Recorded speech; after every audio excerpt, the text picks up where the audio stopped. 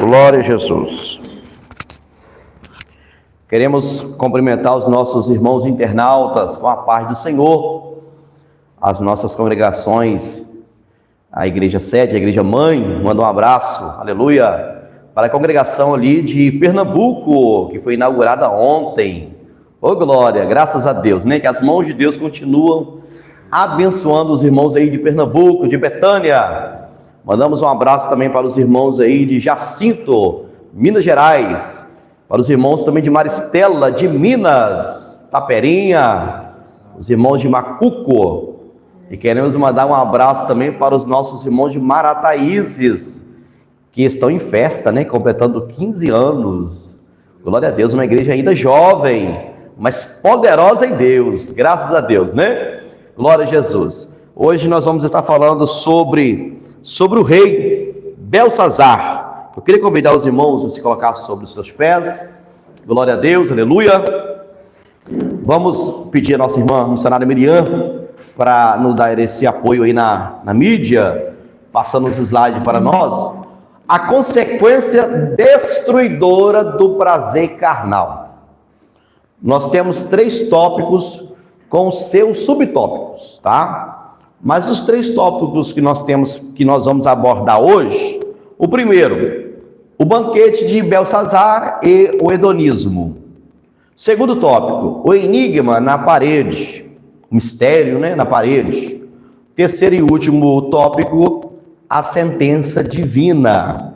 Próximo, por favor. Vamos ler o texto sagrado. Eu vou ler um verso, os irmãos vão ler outro, tá bom?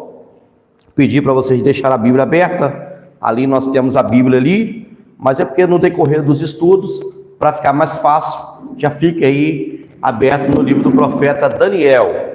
Eu vou ler o verso primeiro, os irmãos o segundo, e assim vamos terminar a leitura bíblica em classe. Está em Daniel capítulo 5, versos 1 ao 6. Vamos dar um salto aí, e lá no verso 25 ao 31. O rei Belsazar deu um grande banquete a 1000 dos seus grandes, e bebeu o vinho na presença dos 1000. Verso 2, os irmãos. Havendo Belsazar tomado o vinho, mandou trazer o seu vaso de ouro e prata, que Nabucodonosor, seu pai, tinha tirado do templo que estava em Jerusalém, para que bebesse nele o rei, os seus anjos, e as suas mulheres e concubinas. Então trouxeram os utensílios de ouro, e que foram tirados do templo da casa de Deus, que estava em Jerusalém.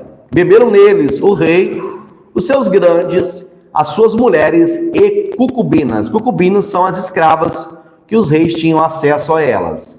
Vamos lá, vamos continuar a leitura, verso 4, a igreja.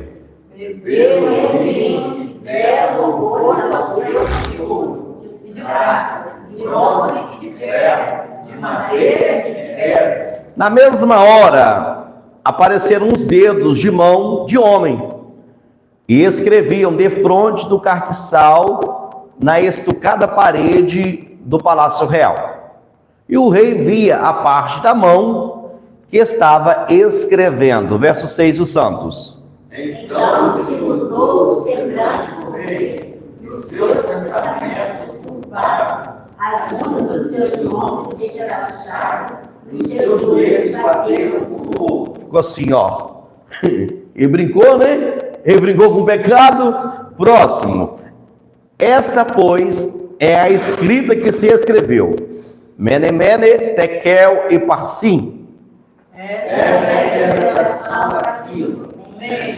Contou Deus o seu reino e acabou. Tekel, pesado foste na balança, e foste achado em falta. Dividido foi o rei, e Deus as metas e as peças. Próximo. Então mandou Belsazar que vestisse a Daniel de púrpura e que lhe pusesse uma cadeia de ouro ao pescoço e proclamasse a respeito dele que havia de ser o terceiro. Preste bem atenção, que havia de ser o terceiro. Por que não o segundo? Mas depois a gente vai explicar isso. no governo do seu reino. Verso 30, igreja. Naquela mesma noite foi morto Belsazar, rei dos caldeus. Ou rei da Babilônia, tá bom? Edário ou Dario, né? Eu vou ficar com Dário. Tem alguns professores que falam Dario. Edário, o Medo, ocupou o reino na idade de 62 anos. Curva a tua cabeça. Senhor, nos abençoa por meio do esclarecimento da tua palavra. Nos dá graça, ensina-nos as escrituras sagradas, para que nós podemos compreender os mistérios do Senhor. E que nós, nesta manhã, tiramos lições poderosas a respeito desse trecho da tua palavra. Fica conosco, nos abençoa, é que nós te pedimos em nome de Jesus. Amém. Toma o teu assento, glorificando a Deus. Glória a Jesus. Vamos lá, nossa irmã Miriam. Próximo. Vamos ver o que tem pra gente aí. O banquete de Beltesazar e o hedonismo. Daqui a pouquinho a gente vai ver o que significa hedonismo, tá? O banquete do rei Beltesazar. Eu sempre tenho o costume de dizer, né? Eu já perguntei isso aqui em cima. Quem gosta de festa? Aí alguns irmãos levantam as mãos, outros não levantam porque está com preguiça mesmo, e outros não levantam porque verdadeiramente não gosta, né? E não gosta porque tem algum motivo.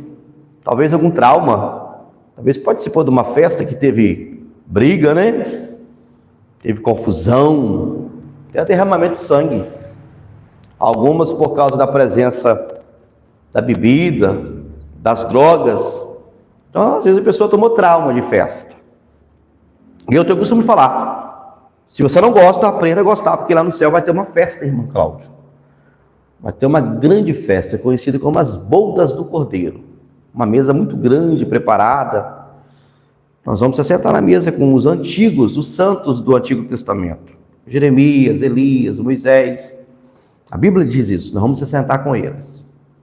É onde eu tiro um respaldo bíblico que nós vamos se conhecer lá no céu. Porque ninguém senta na mesa se não for apresentado. Ninguém vai sentar na minha mesa, um estranho. A não ser se for apresentado. Se nós vamos ser apresentados ao Abraão, Isaac e Jacó, por que eu não vou conhecer o Cláudio, conhecer o Ivan lá? E tem outras passagens também que deixam a gente reforçado nessa ideia, que haverá reconhecimento nos céus. Então no céu vai ter uma grande festa. Nós vamos receber as nossas vestimentas, né? A noiva, que é a igreja, essa festa de casamento que vai acontecer lá no céu, esse grande banquete. Mas às vezes a pessoa participou de uma festa que houve aborrecimento, porque não tinha a presença de Jesus. O rei Assuero fez uma grande festa e o bebê era liberado, mas o rei estava soberbo, queria mostrar o seu esplendor, e no finalzinho da festa ele fala, traz a minha rainha para entrar na minha presença. Ela falou, não vou. Houve aborrecimento, alguém perdeu o cargo de ser rainha, né? Ela nunca mais teve o direito de entrar na presença do rei. A Esté entra no lugar dela. Teve uma festa, mas teve um aborrecimentozinho. Alguém deixou a coroa, deixou o reino, por causa da desobediência. Tinha muita bebida na festa do rei Assuero. Está lá em Esté, capítulo 1.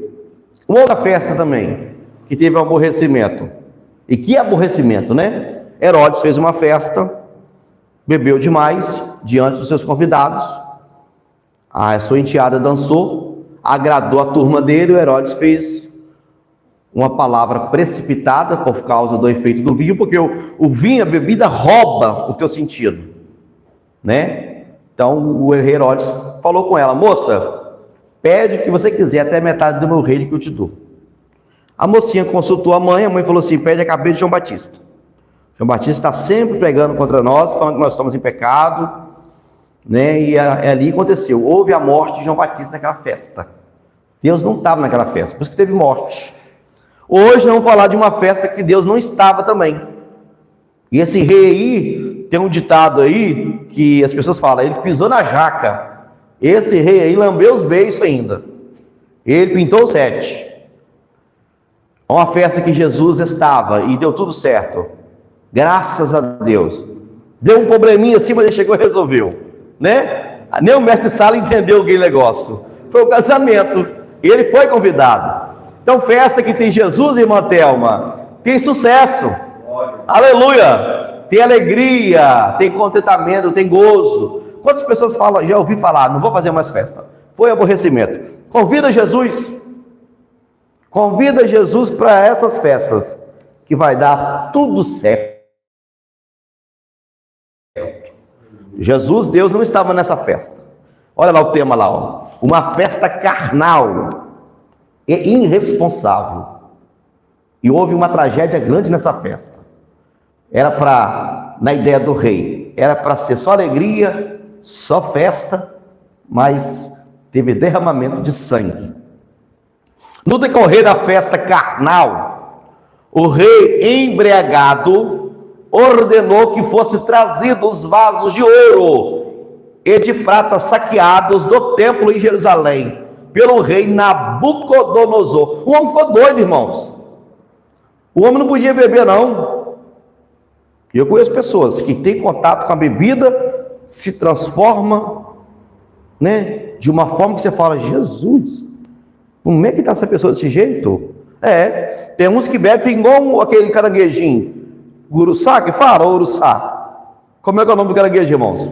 Que tem na praia aí. Qualquer coisinha ele levanta a tua para o seu lado, o pequenininho, brabo. Tem gente que bebe e fica assim. Eu esqueci o nome do caranguejo, eu acho que é uruçá, um negócio assim. Tem gente que bebe, ele fica violento. Tem uns que é bonzinho na rua, mas em casa é um demônio para que bebe. Eu já conheci gente assim, tá? Que na rua ele abraçava todo mundo no bar, beijava, mas em casa ele era um demônio. Por causa do efeito da bebida. Né? A infeliz da bebida estava no negócio. Então esse rei bebeu. E o que ele fez? Foi mexer em coisa sagrada, irmãos. Traz lá os copos. Algumas versões falam vaso, mas tem uma versão de estudo que fala copo. Traz lá os copos de ouro que o papai Nabucodonosor trouxe, destruiu a igreja lá em Jerusalém, lá o templo, e trouxe para cá. Traz lá que eu vou beber neles. Mas as minhas mulheradas, olha que doideira desse jeito. Ele pintou os 7, irmãos. As coisas de Deus é sagrada. Como é que eu vou pegar um violão aqui, que foi, comprado para louvar o nome do Senhor, e vou emprestar esse violão para alguém fazer um rock ali no quiosque?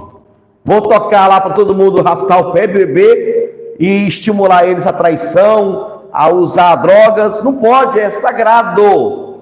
Vocês estão entendendo? Tudo que entra aqui dentro é sagrado, é consagrado a Deus. A gente toca, a gente usa o microfone. O microfone é um objeto sagrado. O que o microfone serve para nós aqui? Para propagar o som, propagar a palavra de Deus. Então é algo sagrado.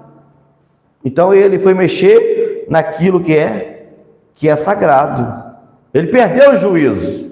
A bebida foi uma boa culpa disso também. Por isso que a Bíblia fala assim: não deis lugar ao diabo.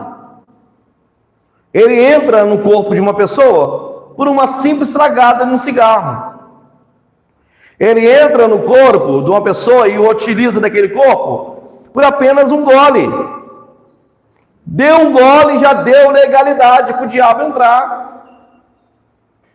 Então, muitas das coisas o diabo usa o homem, e depois que o homem cai na besteira, comete o delito, o diabo sai fora e deixa o homem segurar o pepino sozinho, o sanhaço, e fica morrendo de rir, bobão, deu lugar para mim, agora está aí. Eu tenho costume de falar que nem tudo é a carne, por isso que a gente tem que vigiar muito. Um homem adulto, irmãos, um homem adulto, pegar a sua parte íntima e penetrar numa criancinha de meses, não tem condição o homem ser só ser doença, não. Não tem condição. Isso é demônio, irmãos. E depois que o demônio usa o homem faz entender isso, o demônio sai e ele fala: o que eu fiz? Sabe o que me resta agora? É ser lixado pela população lá fora, que está lá a porta esperando eu sair. É sofrer na cadeia agora e ser acusado lá dentro. O que eu fiz? Muitas das vezes é a carne. Eu acredito na doença também, mas eu acredito numa boa parcela de uma ação demoníaca. Por isso que a Bíblia diz: não deis lugar ao diabo. Não brinca não, porque ele não brinca de ser diabo, ele é diabo mesmo, e a função dele é matar, roubar e destruir. Eu não estou falando que lá em João capítulo 10 é ele, tá? Mas a função dele é matar, roubar e destruir.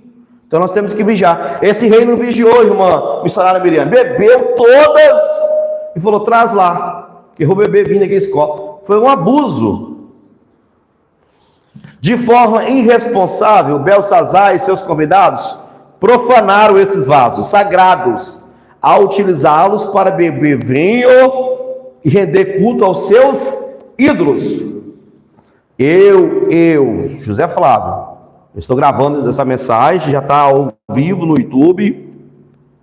Não vou citar nomes, vou vigiar, mas eu conheci um homem que se dizia que era pastor. Ele levava as irmãs para dentro da igreja para ter relação com elas. Dentro da igreja. Então, que profanação, hein? Que aberração, que sacrilégio. Fez, o espírito do Antíoco Epifânio. O Antíoco Epifânio, se você estudar a história mesmo, você vai ver que ele falou assim, judeus ficam com esse negócio de igreja aí, lá é santo, né? Eu vou fazer uma aberração aqui. Eu vou provocar eles, eu vou acender a ira desse povo. Eles detestam o porco, porque o porco é um animal impuro, né? Eles ficam falando que está derramando sangue lá de cordeirinho. Eu vou fazer diferente. O Antíoco Epifânio foi lá e sacrificou uma porca no altar do templo. E os judeus falaram assim, pronto, o templo foi profanado. Esse miserável fez isso com nós. Porque o porco é um animal imundo para os judeus. Então, tem pessoas que estão profanando, sujando o templo com essas loucuras. Eu estou falando para vocês porque eu vivenciei isso, tá? Eu fiquei sabendo e foi concretizado que estava acontecendo isso. Tá? O pastor estava fazendo essa aberração.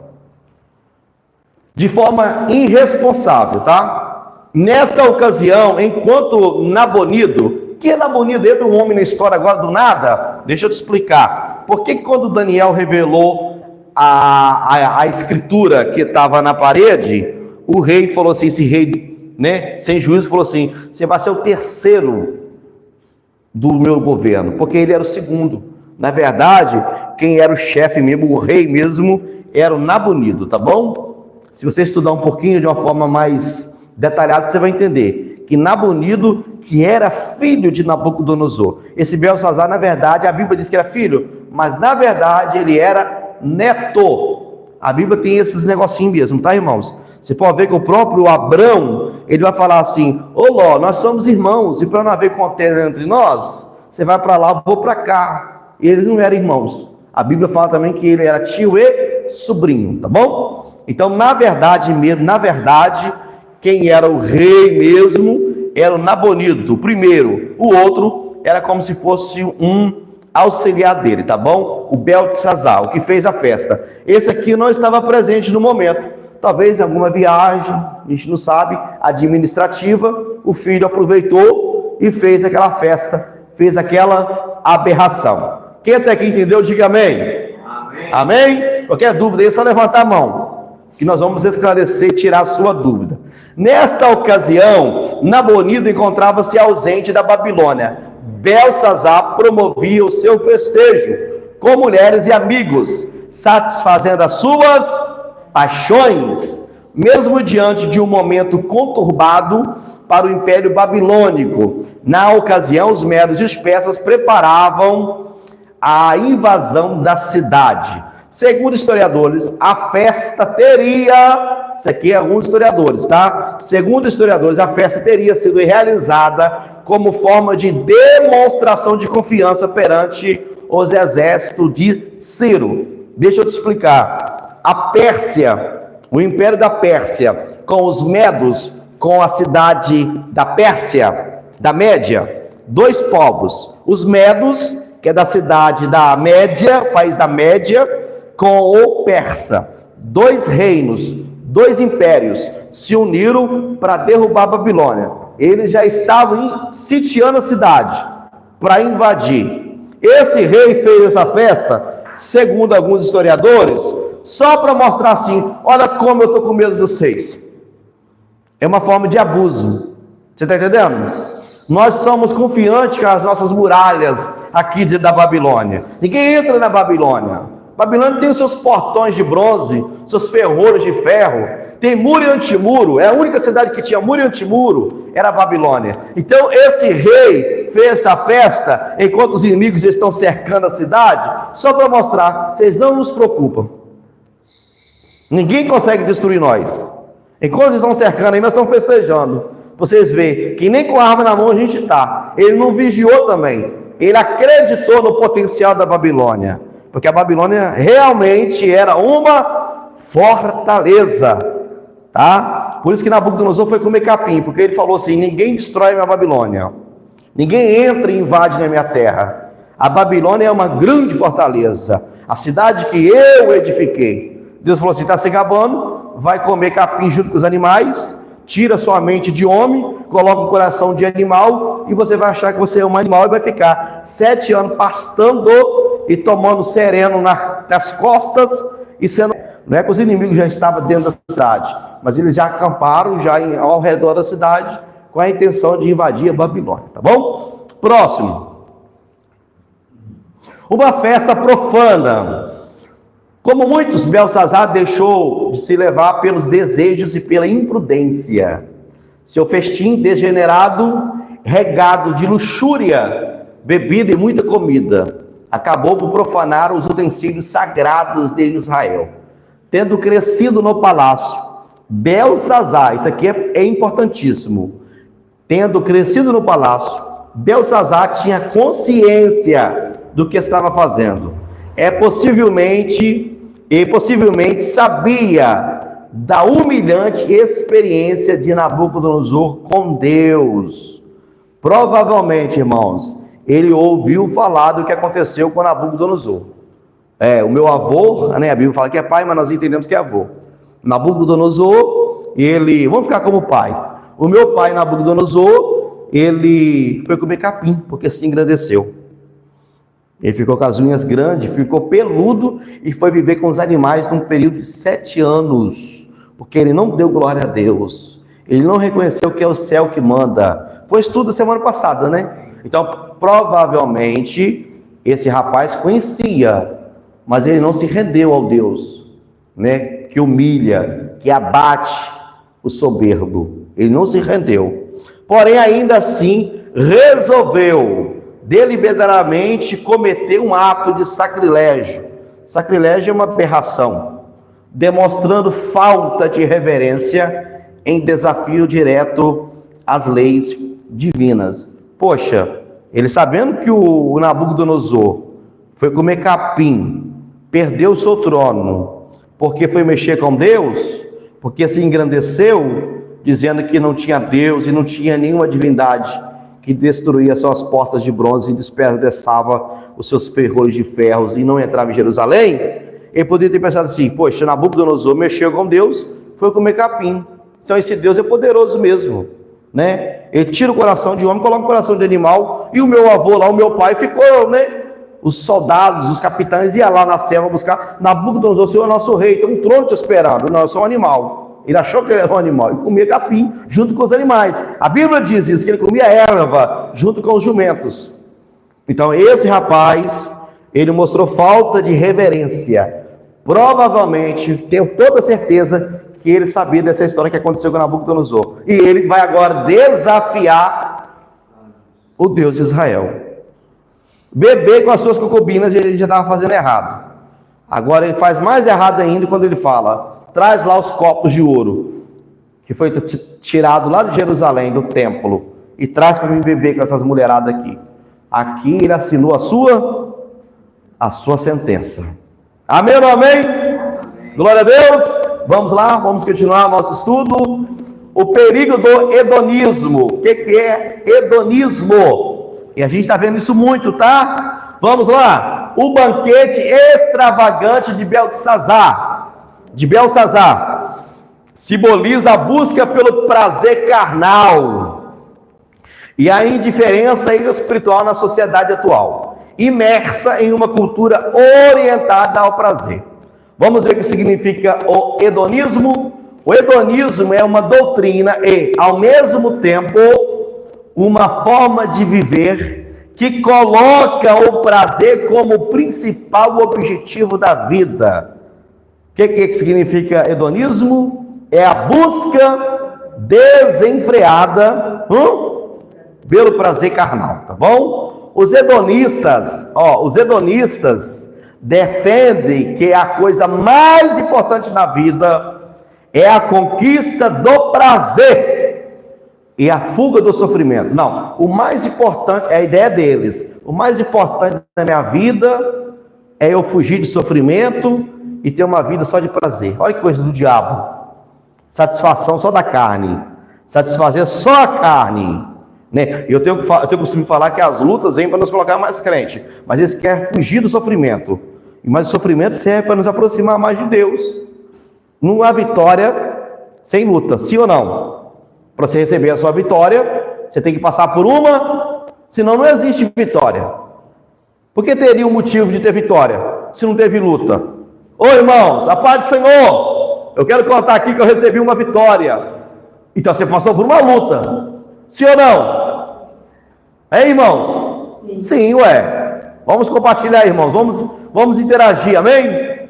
Escola dominical, a gente pode ter liberdade para a gente interagir uns com os outros, tá bom? Isso é uma escola, tá? Você pode levantar a mão, você pode perguntar, você pode glorificar, pode adorar. Isso é uma escola da Assembleia de Deus. Aleluia! É de sorte que a primeira pergunta que fazem os hedonistas, a primeira pergunta que fazem não é: isso é correto?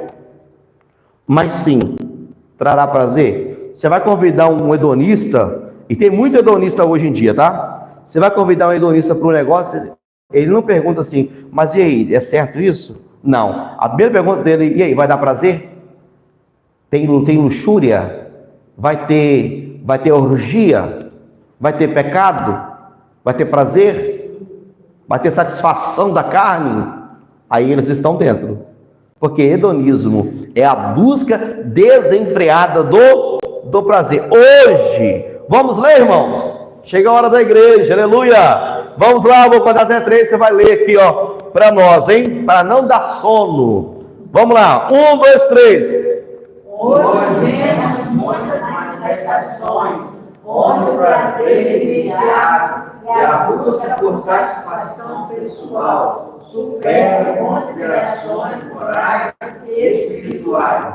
Isso se reflete em comportamentos libertinos, na sexualidade, no uso de drogas, na exploração de outros para o uso pessoal e uma mentalidade de gratificação instantânea. Essa busca desenfreada do prazer.